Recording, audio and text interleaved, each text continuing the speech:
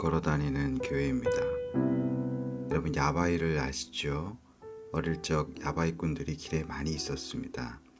3개의 컵 중에서 구슬이 있는 컵을 고르면 자기가 낸 돈에 배를 가져가는 것이었습니다. 야바이꾼들이 말하죠. 자, 돈 놓고 돈 먹기. 지나가는 애도 다 맞추는 바로 그 게임. 엄마는 반찬값, 아빠는 담배값, 애들은 용돈 가져가시면 됩니다. 자, 돈 먹고 돈 먹기. 날이면 날마다 오는 기회가 아닙니다. 지나가는 애도 바로 맞추는 바로 그 게임. 이런 식으로 말입니다. 구경꾼들이 모여들고 옆에서 구경을 하다 보면 야, 저것도 못 맞추나 하는 그런 생각이 들어서 뛰어들게 되죠. 그런데 막상 자기가 해보면 구경할 때는 그렇게 쉬워 보였던 게임이 이상하게 다 져버리고 마는 것입니다. 그래서 돈을 다 잃고 마는 것이 야바이꾼 게임이죠.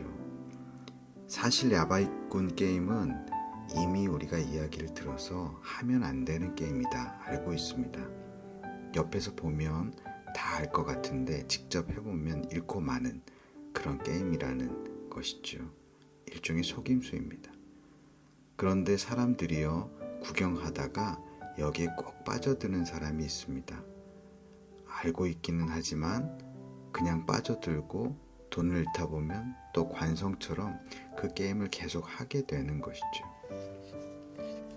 사실 지혜는 할 수 있는 일을 멈추는 것입니다. 사람들은 익숙한 것을 계속하는 관성이 있지만 익숙한 것도 하지 않는 것이 지혜입니다. 솔로몬은 성전을 건축하고 또 왕비를 위해서 집을 짓고 건축을 잘 하다 보니까 계속해서 건축을 하게 됩니다. 그러나 솔로몬은 지혜가 있어서 적어도 우선권은 알았습니다. 성전을 먼저 지어야 한다는 것을 안 것이죠. 그러나 지혜가 성숙하면요, 할 수 있는 일도 안 하고 할 수 없다고 생각하는 일도 하나님 뜻이라면 하는 것이 성숙된 지혜인 것입니다. 솔로몬은 얼마든지 성전을 건축할 수 있었죠. 그러나 그것을 멈추는 것이 지혜라는 말입니다. 물론 우리가 다 알다시피 오늘날 예배당을 건축하는 것이 다 옳다거나 반대로 다 잘못되었다는 것은 아닙니다. 무엇을 하든지 그 중심이 중요한데요.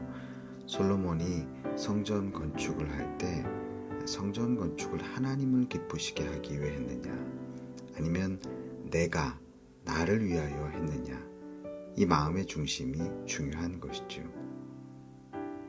그런데 솔로몬은요, 성전이라는 건축물을 완성함으로 그 자체로 하나님이 기뻐하실 것이라고 착각을 했습니다. 만약 솔로몬이 성전 건축을 그렇게 중요한 하나님의 뜻이라고 생각했다면 하나님이 말씀하신 이방 여인을 아내로 두지 말라는 계명도 중요하게 여겼어야 마땅했을 것입니다. 그러나 솔로몬이 성전 건축을 하면서도 이방 여인을 위하여서 또 건축을 감행한 것은 그가 하나님 중심의 성전 건축을 하지 않았다는 반증을 보이기도 한 것이죠. 하나님은 애굽에서 말을 가져오지도 말고 이방 여인을 아내로 맞이하지도 말라고 이미 말씀하셨습니다.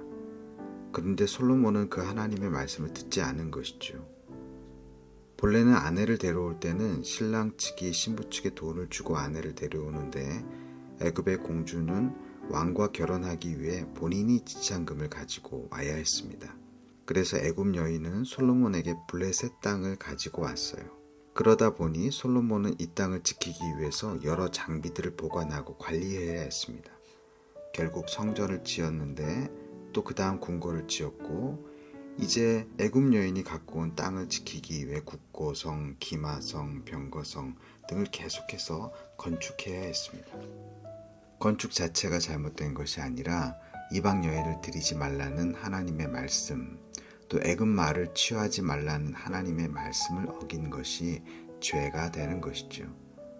그러나 솔로몬은 계속해서 이 일을 행한 것입니다. 마치 관성처럼 계속해서 건축을 한 것이죠.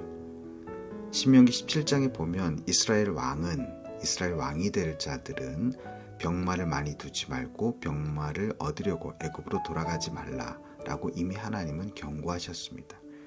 그런데 이것을 알면서도 솔로몬은 이 하나님의 규례를 어긴 것이죠. 이제 얻게 된 땅들과 많은 병거들을 어떻게 관리하겠습니까? 이스라엘 백성들이 가나안에 들어올 때 7부족을 살려주었거든요. 그리고 그들을 노예로 삼았었습니다. 이제 이 땅을, 이 병거들을 그들에게 맡기는 것이죠. 사실 노예 사정은요, 노예를 해보았던 히브리인들이 아주 잘 알고 있었습니다. 그런데 히브리인들은 노예였던 지난 생활을 뒤로하고 이제는 노예를 부리는 사람들이 된 거예요. 그런데 잠시 노예를 부리다 또 이들은 바벨론의 노예로 잡혀가게 되는 것이죠. 그렇습니다. 노예로 출발한 인생이 노예를 버리지 못하고 결국 다시 노예를 누리다 보면 결과는 자기가 노예로 끝나고 말아버리는 것입니다. 우리 사랑하는 오레이스 가족 여러분, 우리는 야바이처럼 하면 안 된다라는 것을 알면서도 영적인 관성처럼 죄거리들을 계속 행하고 있습니다. 신기하게도 이 죄들은 계속해서 비슷한 형태로 반복되는 것이죠.